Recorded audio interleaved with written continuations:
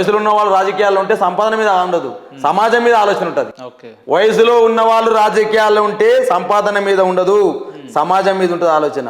వయసు మళ్ళిన వాళ్ళు రాజకీయాల్లోకి వస్తే సంపాదన మీద ఉంటుంది, సమాజం మీద ఉండదు. సరే, ఒకవేళ మీరు పార్లమెంటు భువనగిరి నుంచి పోటీ చేస్తే కాంగ్రెస్ ని కాదని చెప్పి పార్లమెంటు మీ స్థానిక ప్రజలు మీకెందుకు ఓటేయాలంటే ఏం చెప్తారన్న? కాంగ్రెస్ పార్టీ అభ్యర్థి ఎవరు తేల్చినాక నేను చెప్తా నాకు ఎందుకు వేయాలి ఓటు అనేది. కాంగ్రెస్ పార్టీకి అయితే ఉంటారు కదా, కాంగ్రెస్ పార్టీకి ఎందుకు వేయకూడదో చెప్తా. కాంగ్రెస్ పార్టీకి అభ్యర్థి ఎవరు తేల్చిన తర్వాత నేను చెప్తా నాకు ఎందుకు ఓటు వేయాలి. పార్టీకి ఎందుకు వేయద్దు? 100% వేయొద్దు. తెలంగాణ రాష్ట్రాన్ని తీసుకొచ్చిన పార్టీ, తెలంగాణ రాష్ట్రం కోసం కొట్లాడిన పార్టీ, తెలంగాణ రాష్ట్ర ఆవిర్భావానికి నాంది పలికిన పార్టీ గులాబీ జెండా పార్టీ, కేసీఆర్ గారి నాయకత్వం. ఇవాళ ప్రజల ముందు అసెంబ్లీ ఎలక్షన్లు ఓడిపోవచ్చు, కానీ బలం గలం దళం బీఆర్ఎస్ గలం పార్లమెంట్లో ఉంటేనే ఇవాళ మన ప్రజల ఆకాంక్షలు నెరవేరుతాయని చెప్పేసి నేను చెప్తా ఉన్నాను మీ టీవీ ద్వారా. ఎందుకంటే 4754 క్వశ్చన్లు 2 పార్లమెంట్లలో మేము అడిగిన క్వశ్చన్లు. కాంగ్రెస్ పార్టీ ఎన్ని అడిగింది, బీజేపీ ఎన్ని అడిగింది? బీజేపీ 190 క్వశ్చన్లు అడిగింది. 4754 క్వశ్చన్లు బీఆర్ఎస్ పార్టీ అడిగితే 1200 పైచిలకు కాంగ్రెస్ పార్టీ అడిగితే 190 క్వశ్చన్లు బీజేపీ అడిగింది. క్వశ్చన్లు అంటే ఏంటివి? తెలంగాణ సంబంధించిన అంశాలు, తెలంగాణకి ఏం కావాలి, తెలంగాణకి ఏమి ఇస్తే కేంద్రం నుంచి తెలంగాణ డెవలప్ అవుతుందనే ఆలోచన విధానం ఎవరికి ఉంది? ఇలా పార్లమెంట్లో గలం బలం దళం గులాబీ జెండా కావాలని అడుగుతున్నందుకు సాక్ష్యం చెప్పిన కదా నీకు నేను. కాబట్టి రేపు ఇవాళ గులాబీ జెండా అనేదే ఈ తెలంగాణ అస్తిత్వానికి, తెలంగాణ ఆత్మగౌరవానికి, తెలంగాణ ఆకాంక్షలకి, తెలంగాణ ఎజెండాకి గులాబీ జెండా అనే శిరోధార్యం అని చెప్తా ఉన్నాం మీ సిగ్నేచర్ స్టూడియో ద్వారా. కాబట్టి ఆ గులాబీ జెండాను గుండెలు అత్తుకోండి, కేసీఆర్ నాయకత్వాన్ని శిఖరవంతులు నిలబెట్టండి. మళ్ళా తెలంగాణ ఆత్మగౌరవం ఎవరెస్ట్ శిఖరం అంత ఎదుగుతుంది అని చెప్తాను నేను. ఇలా ఎందుకు కేసీఆర్ గారి నాయకత్వాన్ని వదులుకోవాలి మనం? ఎందుకు గులాబీ జెండాను నీడలో మనం ఉండకూడదు? వదులుకున్నారు కదా, ఇవాళ వదులుకున్నారు కాబట్టి ప్రజలకు మీ టీవీ ద్వారా చెప్తా ఉన్నా. ఎందుకు మళ్ళీ గుండెలకు ఎందుకు అత్తుకోవాలో చెప్తా ఉన్నా నేను. ఎస్, మీరు కొన్ని మా నుంచి ఆశించారు, కొన్ని మా నుంచి ఆశించిన మాట వాస్తవం. మీరు తెలంగాణ ఉద్యమంలో ఏదైతే ఫ్లేవర్ తెలంగాణ ప్రజలకు గులాబీ జెండాకు ఏదైతే ఫ్లేవర్ లవ్ ఫ్లేవర్ ఉందో ఆ లవ్ ఫ్లేవర్లో కొంత తగ్గింది కాబట్టి ఒక్కసారి స్పీడ్ బ్రేకర్ ఇద్దాము అనే ఆలోచన చేయొచ్చు ప్రజలు. కాబట్టి ఆ లవ్ ఫ్లేవర్ తగ్గిందనే ఆలోచన, లేకపోతే తెలంగాణ ఉద్యమకారులను మనం పట్టించుకోలేమనే ఆలోచన, కార్యకర్తలకు సంబంధించి ప్రజలకు అదేవిధంగా ప్రభుత్వానికి మధ్యన ఏదన్నా డిస్టర్బెన్స్ వచ్చిందా, ఇవన్నీ అంశాలను బేరేజ్ వేసుకుంటున్నాం ఉపేందర్. 100% ఇవాళ చాలామంది చిలక పలుకులు పలకవచ్చు, చాలామంది అబద్ధాలు చెప్పవచ్చు. కాదండి, ఇవాళ తెలంగాణ రాష్ట్ర ప్రభుత్వం వచ్చిన తర్వాతకి ఏ రంగంలో కేసీఆర్ గారు స్పృశించలే, ఏ రంగాన్ని ఇలా డెవలప్ చేయలే. ఇలా తెలంగాణ యాస భాష, తెలంగాణ రాకముందు ఎట్లుండే, తెలంగాణ భాష తెలంగాణ ఆశ సినిమాలలో విలన్లుగా ఉండేది కదా. అంబరీష్ పురి, తంకెళ్ళ భరణి ఏం వాడేదండి? రామరెడ్డి లాంటి వాళ్ళు ఏమరా బిడ్డ నకరాలు చేస్తున్నావా, కిరికిరి చేస్తున్నావా, స్పాట్ పెడుతున్నావా అనేది. ఇలా తెలంగాణ భాష తెలంగాణ సినిమాలలో హీరో అయింది.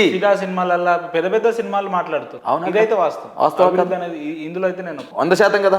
అదే విధంగా తెలంగాణ తలసరి ఆదాయంలో పరిస్థితి ఏంటి? అలా తెలంగాణ స్థూల జాతీయ ఉత్పత్తిలో రాష్ట్ర బడ్జెట్ లో ఏంది పరిస్థితి? తెలంగాణలో విద్యుత్ వినియోగంలో పరిస్థితి ఏంటి? తెలంగాణ అనేక అంశాలు అభివృద్ధి చెందింది. కానీ కేసీఆర్ గారి నాయకత్వం అంటే గిట్టని వాళ్ళు నాడు ఉన్నారు, నేడు ఉన్నారు. తెలంగాణ ఉద్యమం జరిగేటప్పుడు కూడా మేము చేస్తున్నటువంటి ఉస్మాన్ సిటీ వేదిక మీదనే ఉండేవాళ్ళు.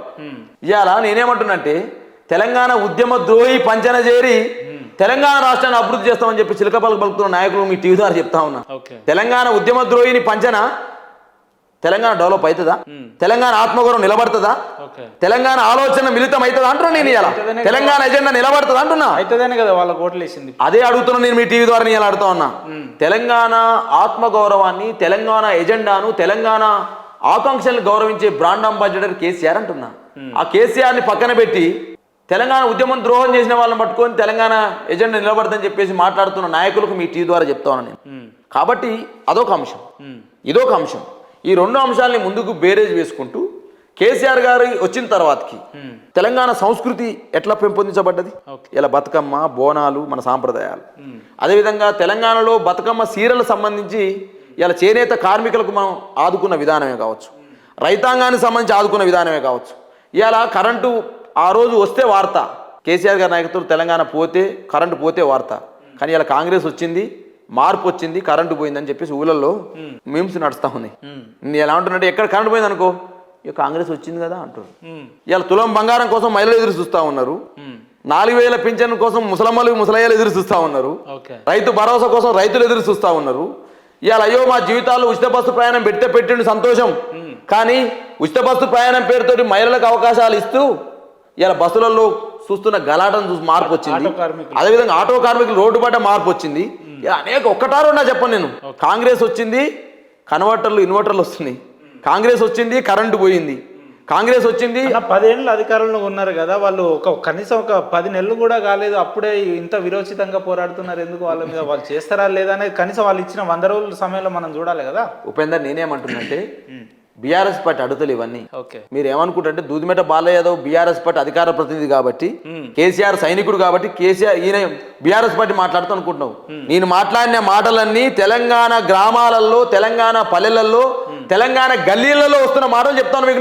నేను మీ టీవీదారు చెప్పే మాటలన్నీ నా మాటలు కావాలి. ఆ రకంగా అనుకుంటే పార్లమెంట్ లో కాంగ్రెస్ ని తిరస్కరించాలి కదా. 100% తిరస్కరిస్తారు కాబట్టి దూదిమెట బాలయ్య గెలుస్తాడు అనేది. అట్లా వస్తుందా? 100% కదా అంటారు. నేను ఇలా 100% నేనేం చెప్తున్నానంటే దూదిమెట్ల బాలరాజు గారు ఎంపీగా గెలుస్తారా అది చెప్పండి. దూదిమెట్ట బాలరాజు యాదవ్ 100% గెలుస్తాడని ఎందుకంటున్నంటే కాంగ్రెస్ పార్టీ ఇచ్చిన హామీని అమలు చేయకపోవడము. రెండో అంశం, నేనేమంటే మమ్మల్ని విమర్శ చేస్తా ఉన్నారు మీలాంటి సీనియర్ జర్నలిస్టులు కావచ్చు, కొంత జర్నలిస్టులు మిత్రులు సోషల్ మీడియాలో చెప్తా ఉన్నారు, మీరు 9.5 ఏళ్ళు 10 ఏళ్ళు చేశారు కదా, పట్టుమని 50 రోజులు కాలే మీరు ఎట్టాడుతారని నేను అడుగుతా ఉన్నారు.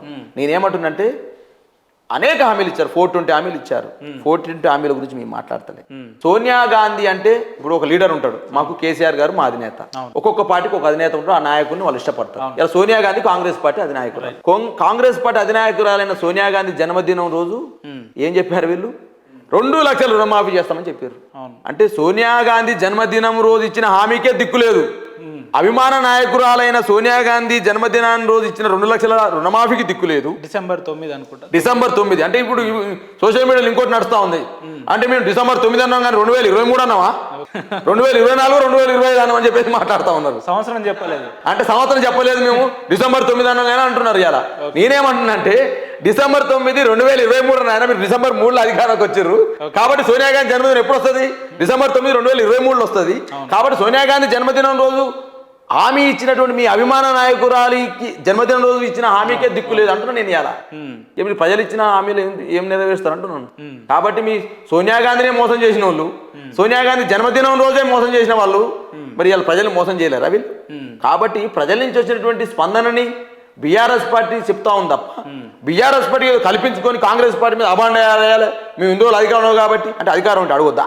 ప్రతిపక్షం ఇచ్చారు కదా మాకు, 39 సీట్లు ఇచ్చారు కదా. భువనగిరి పార్లమెంట్ నుంచి పోటీ చేద్దాం అంటున్నారు కదా, ఆ పార్లమెంట్ లో మీకున్న అవగాహన ఏంటంటే ఏం చెప్తారు? ఆ సెగ్మెంట్లలో నేను పుట్టింది అక్కడ, నేను పెరిగింది అక్కడ. నా భార్య భువనగిరి కాన్స్టెన్సీ, నాది మెకానికల్ కాన్స్టెన్సీ, టోటల్ 7 కాన్స్టెన్సీ.